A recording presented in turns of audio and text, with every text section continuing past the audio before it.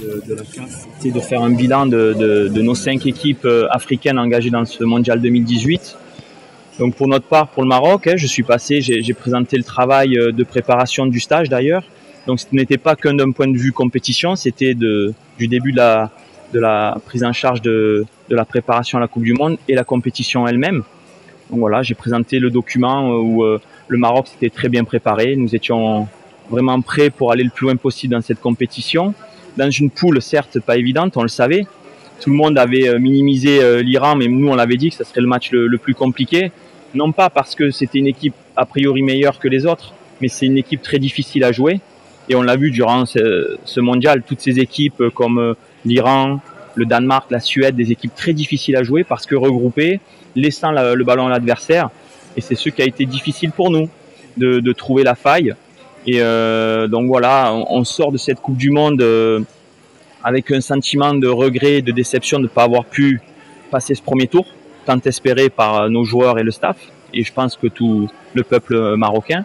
Mais par contre, le sentiment d'avoir fait un bon travail, un sentiment d'avoir maîtrisé cette poule d'un point de vue qualité du jeu, don de soi, une équipe valeureuse, solidaire, avec des belles images plein la tête. Donc sincèrement, en tant qu'adjoint de l'équipe nationale, je suis fier de nos Lions d'Atlas, malgré l'élimination prématurée.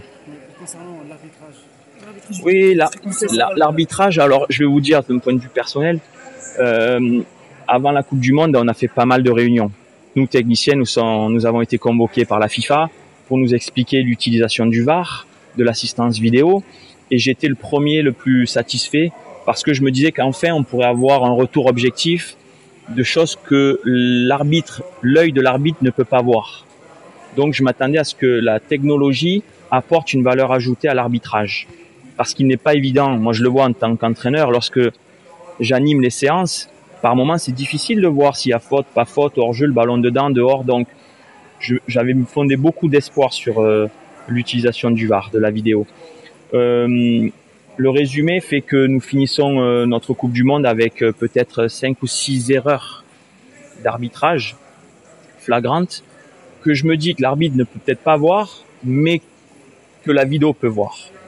Et les questions que je me pose, c'est savoir si le fait d'utiliser des assistants et la vidéo fait un fait que l'arbitre ne prend plus de décision directe. Il laisse jouer. Avant la Coupe du Monde, on nous avait dit qu'il ne servait à rien de demander ou de demander l'arbitrage, de râler, de commenter des actions. On nous a dit jouer, l'arbitre et ses assistants communiquent entre eux. Et je me rends compte que finalement, il fallait râler, il fallait demander, il fallait arrêter de jouer presque pour pouvoir avoir accès à l'outil vidéo. Si vous prenez nos 3 matchs, le match du Portugal est entaché de beaucoup d'erreurs. Leur premier but, 2 pénaltys pour nous non sifflés, je dis 2, peut-être 3, mais 2 sur la main de Pépé, sur le corner d'Hakim Ziyech.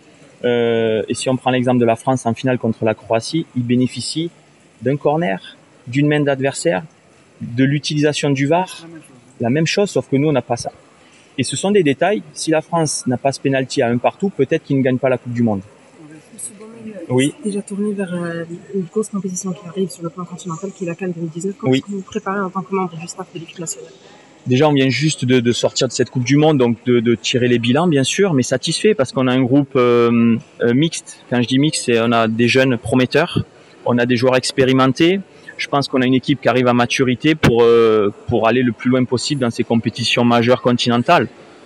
D'abord se qualifier, puisqu'elle a lieu au Cameroun et il faudra se qualifier, parce que c'est pas simple de se qualifier pour une CAN. Vous savez, au lendemain de la Coupe du Monde, il faut, comme on dit, redescendre sur la réalité continentale, c'est-à-dire que quand nous allons jouer dans des magnifiques stades comme Saint-Pétersbourg ou Loujniki Stadium à Moscou, et qu'au lendemain on va se déplacer dans des stades beaucoup moins fringants et beaucoup moins beaux, et voilà, il va falloir se retrousser les manches et aller chercher la qualification, ce qui est déjà la première des choses.